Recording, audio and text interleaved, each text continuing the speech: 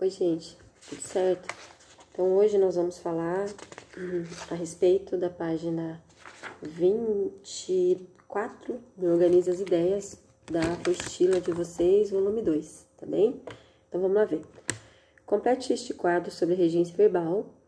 Ele servirá de material de consulta para seus estudos. Classificação dos verbos contra a transitividade. Aí aparece aquela classificação que a gente já tá meio que careca de saber, né? Verbo intransitivo é o verbo que sozinho constitui o predicado. É só analisar a definição aqui que você vai saber qual tipo de transitividade que se encaixa. Verbo que exige um complemento sem preposição é o transitivo direto. Verbo que exige um complemento com preposição é o transitivo indireto. Verbo que tem dois complementos é o bitransitivo, ou chamado, né, transitivo direto e indireto, se você quiser, tá bem? Então, é só analisar a definição e analisar aqui o contexto do vídeo que você vai conseguir resolver os exercícios. 2. Na frase, o médico assistiu o doente, o verbo assistir significa ajudar, porque a gente já sabe que presenciar, ver, colocar os olhos em alguma coisa é verbo transitivo indireto, com preposição, né? Aqui é ajudar, de prestar ajuda e socorro. 3. Escreva uma frase em que o verbo visar signifique pretender. Exemplo: a humanidade visava a cura. Né? Uma frase bem a calhar nos dias de hoje. Na oração a seguir, o verbo é transitivo direto ou indireto, porque os alunos concordaram com a decisão do professor. Ele é indireto, porque exige um complemento com preposição. Quem concorda, concorda com alguém ou com alguma coisa. A preposição com é um complemento, né, ligado aos verbos transitivos indiretos. Na hora do estudo, na página 25, o texto, você teria que ler o texto e responder as questões de 1 a 5, né? Tombamento, preservando o passado sempre contemporâneo.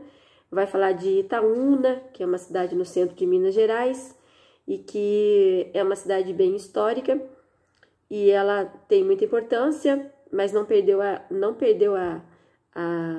as suas características tradicionais com a história.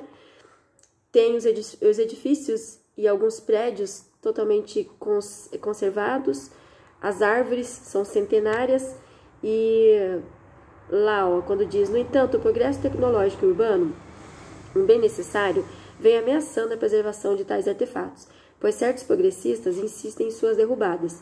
Aqui é uma discorrência a respeito do texto em que eles teriam que derrubar as árvores para criar uma parte urbana, né? Urbanizar aquela parte em que as árvores são centenárias. E a discussão em torno disso, o que beneficiaria a sociedade e quais são os malefícios para a sociedade com a derrubada dessas árvores. A gente já sabe, afetar a ecologia, né? Essa questão de respirar mais ar puro, isso vai ficar afetado, né? E, por outro lado, a questão do dinheiro, que é sempre muito prático quando a gente está analisando esses textos, né? Que eu tenho que retirar uma parte que é ecológica e colocar, né, a urbanização, a gente sabe que vai ficar afetado é a parte do humano, mas a parte também econômica vai ser valorizada. A gente sempre trabalhou esses textos, tá? Então, e vai falar do tombamento. O que seria o tombamento? Quando um espaço urbano, árvores também, até mesmo comidas são tombadas, significa que elas são protegidas pelo Estado. Aí em Siqueira Campos, por exemplo, nós temos aí o tombamento, né? O reconhecimento do pastel de polvilho, mas o samba é patrimônio histórico, cultural, nacional, identificativo do Brasil. A gente tem vários lugares no país que tem já tombamento. Tombamento também que é bastante visível nas cidades de Minas Gerais, tá? Como exemplo para vocês que seria tombamento. Então, tudo aquilo que está tombado não pode ser mexido, né? Por exemplo, uma casa tombada não pode ser mexido numa telha nela se não pedir autorização para o governo. É lei. A pessoa paga multa, pode ser até preso, tá bem? Então, esse texto vai falando sobre o tombamento histórico, né? Que como o tombamento histórico, às vezes, ele pode interferir na urbanização e o quanto a urbanização pode danificar um tombamento histórico. O texto basicamente vai falar disso. Questão número 1. Assinale a alternativa que apresenta a tese do texto. Então, a tese do texto é a conciliação entre a urbanização e o tombamento histórico, que é a melhor opção para o progresso da cidade de Itaúna. Tá bem? Também, ó, pensando assim, ó, com o tombamento histórico, essa cidade ela vai ter mais desenvolvimento turístico. Pessoas gostam de visitar lugares turísticos. Olha, essa árvore ela é milenar. Ela é uma árvore que nasceu antes, né, dos portugueses estarem aqui. Então a galera gosta de visitar essas coisas. Isso vai atrair mais turismo para a cidade, tá bem? De repente, perde-se nessa questão da urbanização, mas ganha-se, por exemplo, no turismo, tá? É um exemplo. 2. Abaixo estão transcritos 2 argumentos dos que se opõem ao tombamento. Registre os respectivos contra-argumentos apresentados pelo autor. O tombamento prejudica o dono do bem tombado. Então, o proprietário do bem tombado, por exemplo, uma casa. Eu tenho uma casa, mas a minha casa, ela fez parte do império. E aí o governo entendeu que aquela casa, ela deveria ser requerida para um tombamento histórico, porque ela não deveria pertencer só à minha família, mas ela é minha. Então o governo vai fazer um acordo comigo, eu posso morar na casa, cuidar dela, mas vai ser do governo, né? Vai ser um patrimônio histórico. Provavelmente eu vou receber algum bem em torno disso, tá? Ah, mas se eu não aceitar, você vai ter uma luta, um travamento com os governos aí até o dia da sua morte, provavelmente, tá? Então, o tombamento prejudica o dono do bem tombado. O proprietário do bem tombado não é impedido de usufruí-lo. Então, o proprietário, ele é isento. Por exemplo, uma questão que é prática é que se eu tenho um bem tombado, eu não preciso pagar impostos, por exemplo. Posso continuar morando ali e tomando cuidado para não prejudicar o bem, mas eu não preciso mais pagar impostos sobre o prédio, tá? Ou sobre as terras, tá bem? Pode ser aí um recurso interessante, tá? Letra B. O tombamento atrasa a economia e a urbanização. O tombamento, o texto fala, quando você for fazer a leitura, o texto fala que o tombamento ele é um aliado da economia e da urbanização, porque, como eu disse, ele acaba atraindo turismo, né? E também deixando o lugar mais embelezado e com condicionamento histórico. Além da contra-argumentação, o autor usa também a estratégia argumentativa de argumentos baseados em provas concretas. Isso ocorre na Europa e na Índia, velhas residências se transformaram em hotéis de alta lucratividade, permitindo o avanço econômico. Então, vou dar um exemplo bem clássico para vocês. Aqui em Ribeirão Claro, eu tenho certeza que, se não for, já ouviram falar da Fazenda São João. A Fazenda São João, ela está no processo de tombamento e ela é uma questão histórica. Por quê? Porque é uma fazenda muito antiga, uma fazenda que antigamente foi ocupada por escravos e é uma fazenda que todo mundo tem ido visitar por conta do Morro do Gavião, né? Então, o bem histórico para o lugar, ele acaba fortalecendo a economia, tá? Então, em alguns lugares são transformados em residência, em hotéis fazenda, né? E isso acaba deixando o lugar ainda mais interessante para as pessoas visitarem. Então, seria a terceira, tá? 4. Além dos argumentos mencionados nas questões 2 e 3, o autor apresenta outros 2 que também contribuem para a defesa de sua tese. Transcreva-os no quadro a seguir. Argumento complementar 1.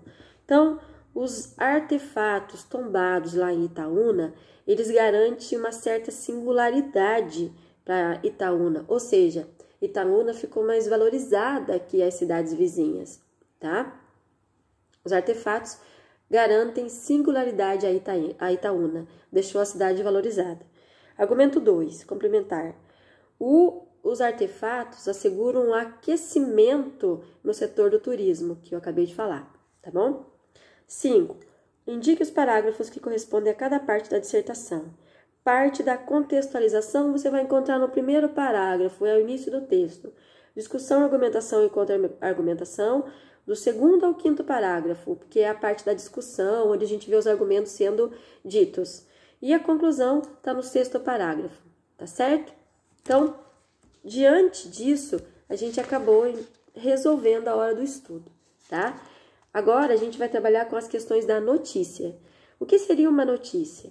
Então, a gente está sendo bombardeado o tempo todo por notícia. Você abre as suas redes sociais, você vai encontrar notícia de todo tipo, fake news, notícias verdadeiras, enfim, todo tipo de situação, tá bem? Então, o que é a notícia hoje? A gente tem que tomar um pouco de cuidado para ver se a gente não está caindo nas armadilhas das falsas notícias, né? Então, olha lá, você nunca consegue obter todos os fatos de apenas um jornal. E a menos que você tenha todos os fatos, você não pode fazer julgamentos apropriados sobre o que está acontecendo. Então, este sujeito, o Alexandre Downer, ele fala que você não deve ficar preso apenas numa evidência. Você tem que ir atrás de outras informações, coisas que são pessoas e jornais e mídias que são verdadeiras, tá? Não aquelas, por exemplo, que você vai trabalhar com fatos mentirosos, tá bem? Então, leia a primeira página. Seria para você trabalhar vários exemplares, né, diferentes e observando sempre a primeira página. E você vai ver que essas páginas elas não se assemelham às páginas, elas não são iguais, mesmo com notícias diferentes. Por quê? Porque o ponto de vista desses jornalistas são diferentes a respeito daquele tema, daquele assunto, tá? Converse sobre isso com colegas e professor e registre as conclusões que vocês chegaram. Então, mesmo uma notícia, ela é feita em diversos jornais, ela é diferente. Por quê? Porque os jornalistas e as pessoas que estão envolvidas, elas têm ideias diferentes sobre o tema, tá certo? Ao se produzir um texto, é levado em consideração, entre outros fatores, o leitor a que ele se destina. O público-alvo dos jornais analisados é o mesmo? Justifique com elementos do texto. Se a gente for observar, não é o mesmo, porque nem todo mundo se interessa por política. Às vezes um jornal ele é mais político. Às vezes um jornal vai falar sobre futebol, o outro vai versar sobre cultura. Então depende muito depende muito desse público. Então você pode dizer que o público-alvo dos jornais analisados é o mesmo? Você pode dizer que não, porque depende muito do gosto do público, tá? Letra B. As notícias e os outros textos apresentados na primeira página são selecionados com base nos interesses do público-alvo. O que é possível